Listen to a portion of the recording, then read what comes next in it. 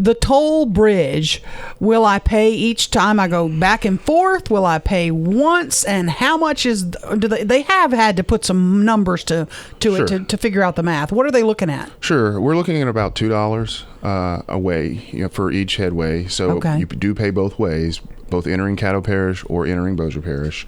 Of course, it's more for multi-axle vehicles.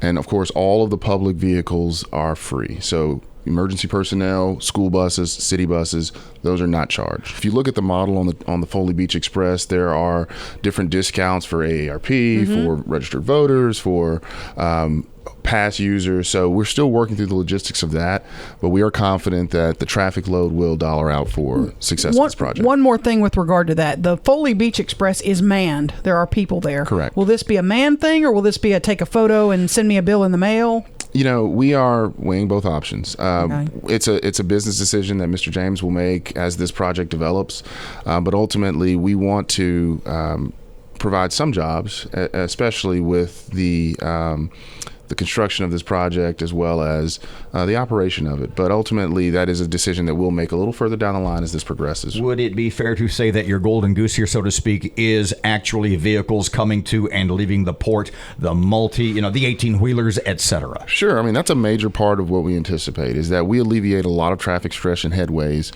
for those heavy industrial users. And so we provide additional access to the port. It's a great port. I think it's well run. And we provide shorter routes, and we shorten headways both to and from Bossier Parish as well as to I-49. Just got a text a couple of seconds ago. Shreveport Security Systems message board via the app. They came in late. The listener came in late.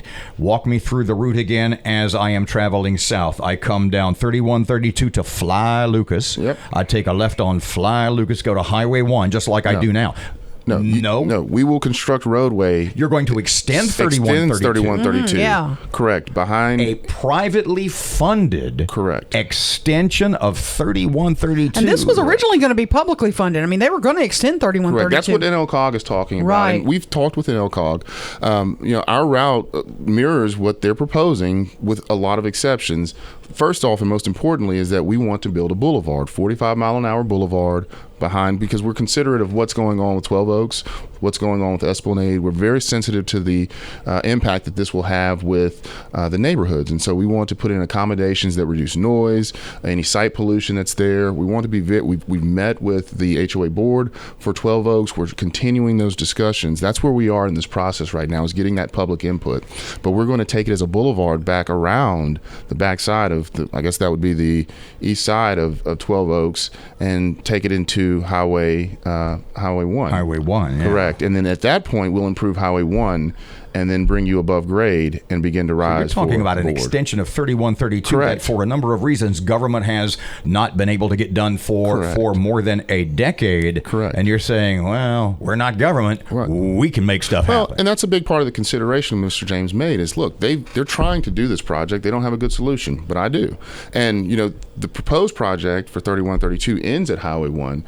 We continue on into Bossier Parish. So we effectively pick up a similar route. I can't say it's the same route, but we pick up a similar route as what's being proposed with those changes, accommodations, and we take it across Highway 1 and then bring it above grade for the bridge, of course. What kind of timeline are you looking at for this? So we have internal discussions. We show that it'd take about 18 to 24 months of permitting following the signing of a cooperative endeavor agreement. That's what the parishes have to approve. And then after that, we'd like to be under construction by 2023. We're looking at about a 2-year build, and we'd hope to have it open by 2025, but we're asking about until 2026 to allow for some, weather and those issues that may arise during construction. How much How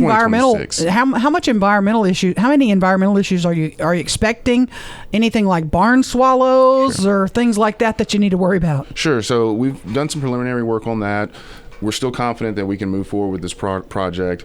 Of course, we have to go through LDEQ. We'll have to talk to the EPA, and that happens in the design phase. I want to be very clear about where we are in the process. We're not there yet. We are at a point right now that we've done enough due diligence with the land ownership and enough negotiation with them that we're confident we can even build this. Pardon me, you've done enough due diligence to go public. Right. And so the next step for us is to seek approvals from the parishes. State statutes require that the parish approves public public infrastructure across private lands and toll plazas. So there's a specific statute in state law that requires us to go to the parishes to engage a CEA, and at that point we can go into design in earnest. And so that 18 to 24 months of permitting is including all of our environmental permitting as well. Who takes care and maintains this road? Let's say Mr. James and his company goes belly up, and we have a road and we have a bridge, and who's going to I know while he's still vibrant, he maintains it, I assume. Mm-hmm. But if there's an issue with this company, what happens then? It's like any other private project. There is risk involved, but ultimately, this is not burdening the taxpayers. This is a privately funded road. If there's an issue with the company, it would go through any other private process. I talked to Mr. James about this yesterday. It's a worst case scenario for us, but a bank buys it and sells it to another developer. There are other developers that do this around the country. Would it be a fair assumption, I'm not jumping the gun here, the lights on the bridge will all be working? Our philosophy is this: the most important roadway that we build is not the bridge, it's the roadways towards the bridge. Most important thing is the lights. Oh, yeah. So we have to make sure that the lights work, right? I mean, we understand the importance of making sure it's well lit and well maintained. Just for your own peace of mind. For our own peace of mind. Don't give her Mr. James' phone number. Exactly. Mr. William Bradford, local attorney, Shreveport guy, we appreciate your time. Absolutely. Great stuff, man. Thank you. Thank you.